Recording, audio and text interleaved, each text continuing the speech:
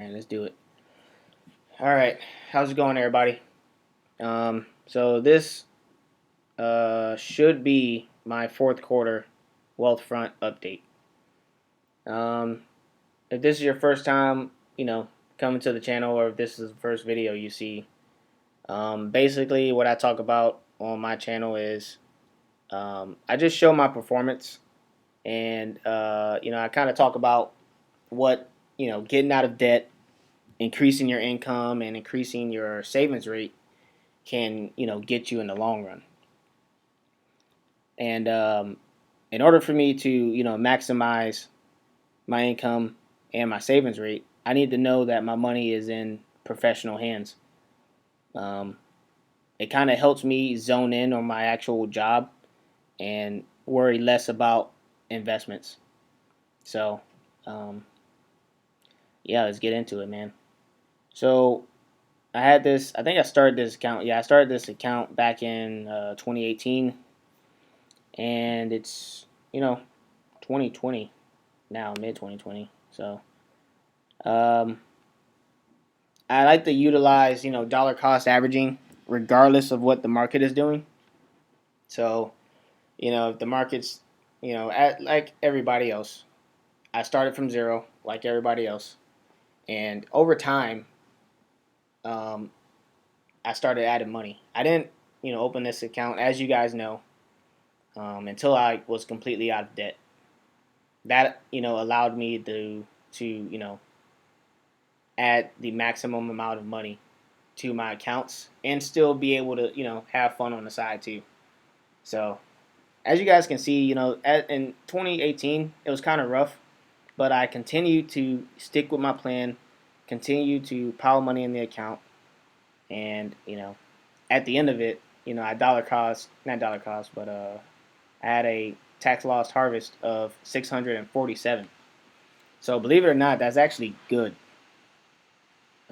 because it lowers my tax bill, and because I'm in the 12% tax bracket right now, that's kind of good. It keeps me there. So even though it's not that much, I mean anything helps. So let's see, 2019, it did pretty good. Like I said, I stuck with the plan, but in 2019, my income increased, so I was able to go from 2 grand a month to 3 grand a month. Once again, you know, um, your savings rate is what's going to get you to the top in the end. Not so much your dividends, not so much trying to time the market, trying to time a recession or anything crazy, but just you putting money in your account is what's going to get you there. So it helps me to focus. It helps when I focus on the principal and not so much the overall value of the portfolio. But that's just me. This year, though, I had a tax loss harvest of 400, so still pretty good. Um,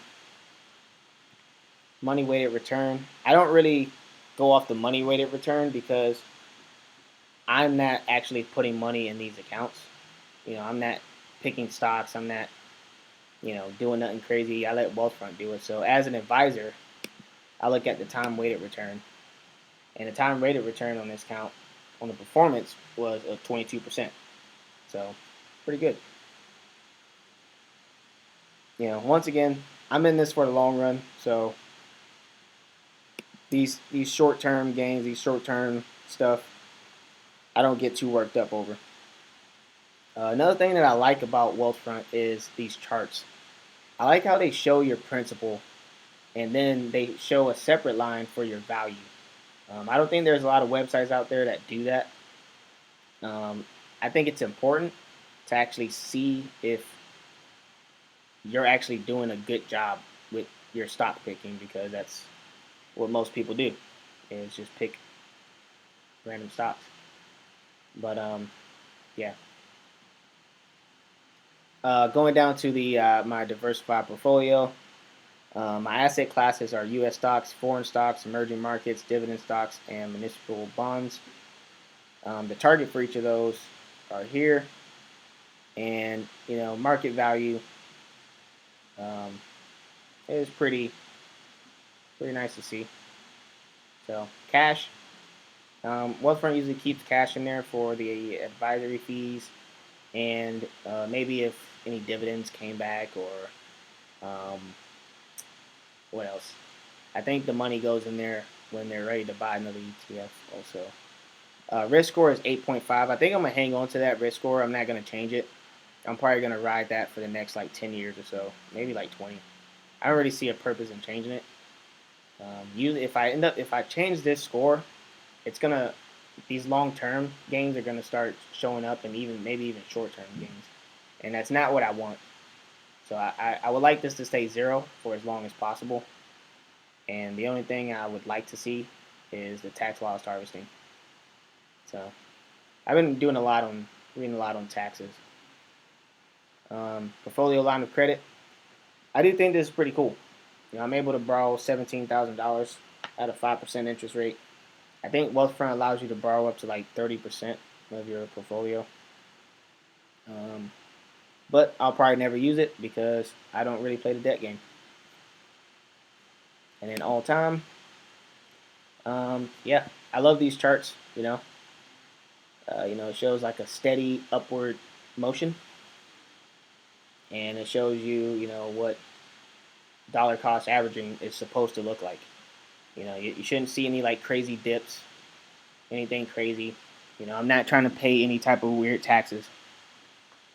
So, legally, right? So, I think that's about it for the actual Wealthfront, like this actual account. As far as like what I would like to see for this year is I would like to see this account hit 100,000. I think I can, but we'll see. So let's go to the overview and to my net worth.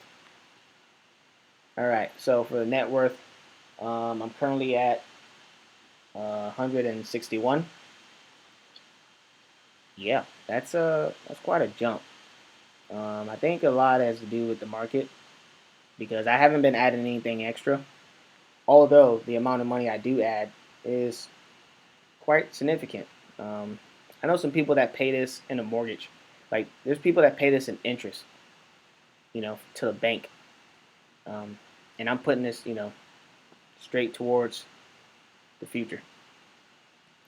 Um, this is actually the wrong amount. I actually contribute 4 grand a month, but I didn't want to put the reoccurring deposits up here because with Wealthfront's new like software, it kind of shows sensitive information, and you can't have that, right? As far as like investments, the only things I have linked on here are the ones that matter. Um, I don't have any debt, so I mean, you won't really see any liabilities show up. Um, oh, actually, I did add a cash account, but not for the reason that you think. I don't really care about interest on these freaking savings accounts and cash accounts. I don't play that game either. It's a useless game because I don't like keeping cash on hand.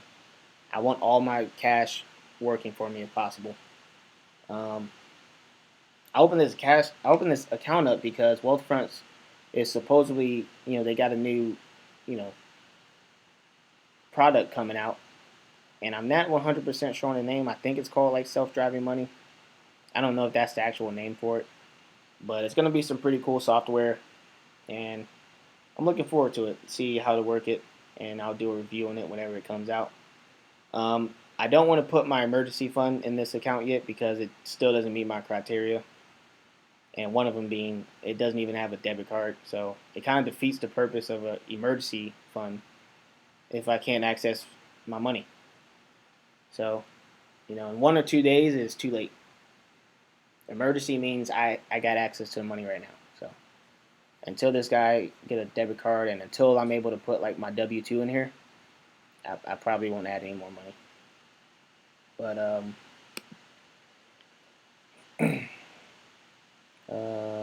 before we leave, I like to go into the calculators.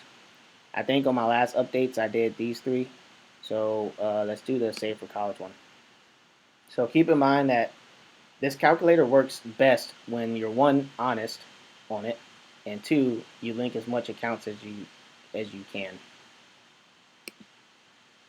So the first thing it asks is who's going to school, your child or somebody else's child.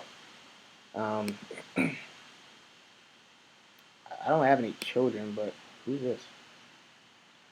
Let's see who that is. Okay, so I don't know who that is, but if you could send Felix to college, where would it be? Hmm, where would I send you, Felix? Something reasonable or something ridiculous? Let's do something crazy. Yeah, let's get real crazy. Let's go to Harvard. Oh goodness, that number makes me dizzy. Like this number, it just makes me dizzy. Like, how long would it take me to even save that much money? Like that's ridiculous. Anyway, the total estimate for 4 years of college will cost over $400,000.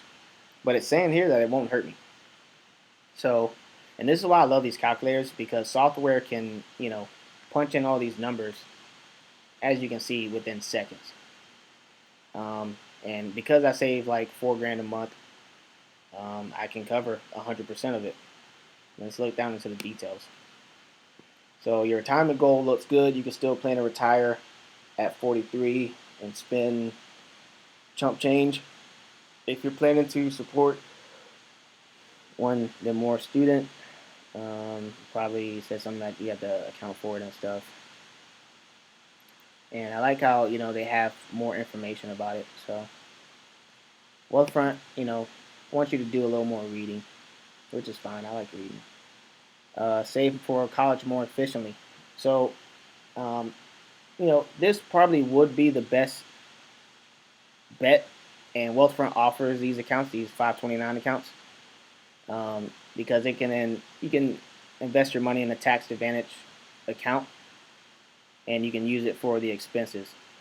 So if you are saving for your child's college, if America's even doing that 20 years from now, um, you either wasted your time or you planned accordingly.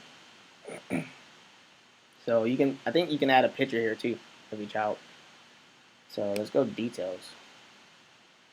And this is something else I love about these calculators because they give you like up to date estimates and they account for inflation and all. So it's kind of cool. I don't know too many firms that are giving you this much information. So Harvard University, tuition and fees are like over 200, man. Room and board, 100. Are you kidding me? What is it? A house that they have you staying in? Books and supplies, other expenses. What are other expenses? So, and this is like 4 years. Okay. So, no financial aid, children, account returns. I don't think I want to open that up or this because it's probably going to show something sensitive. And we can't have that. So, alright, we're done. Yeah, we're done. And it should pop up. Boom, alright, it popped up. So usually when something affects your account, this graph usually changes. But because I've been adding a lot of money in my accounts, um, it doesn't really affect me. So once again, this shows how your savings rate can play a huge part in what happens later on down the road. All right, if you're wasting time with trying to figure out returns, if you're wasting time playing the dividend game, which the dividend game is interesting, I'll give you that. It gets you likes, it gets you subscribers, but you have to put money in the account.